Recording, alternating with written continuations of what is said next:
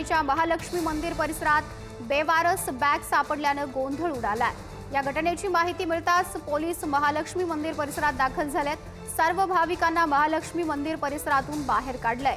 मंदिर रिकामं करून अधिकचा तपासही सुरू आहे। महालक्ष्मी मंदिर परिसरामध्ये बेवारस बॅग सापडल्यानं मंदिर परिसरामध्ये गोंधळ झालेला आहे। आता या घटनेची माहिती मिळाल्यानंतर पोलीस महालक्ष्मी मंदिर परिसरामध्येही दाखल झालेले आहे आणि चौकशीही केली जात आहे। मात्र सर्व भाविकांना महालक्ष्मी मंदिर परिसरामधून बाहेर काढलं गेलेलं आहे। अधिक जाणून घेऊयात, प्रतिनिधी धनंजय दळवी आपल्याशी जोडले गेलेले आहेत। धनंजय,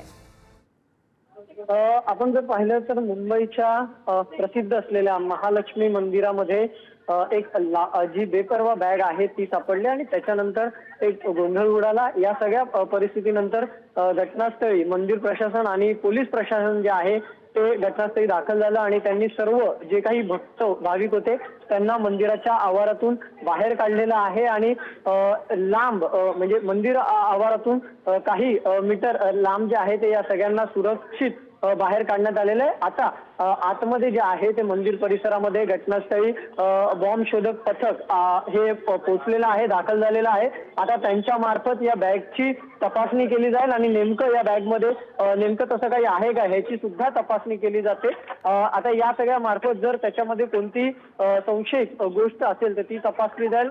खरं तर गेल्या 15 ते 20 मिनिटं आधी ही माहिती मिळाली आणि त्यानंतर घटनास्थळी तात्काळ पोलीस प्रशासन जे आहे ते दाखल झालं। या बेवारस बॅग मध्ये नेमकं काय आढळतं ते पाहणं महत्त्वाचं असेल। धन्यवाद दिलेल्या सर्व माहितीसाठी।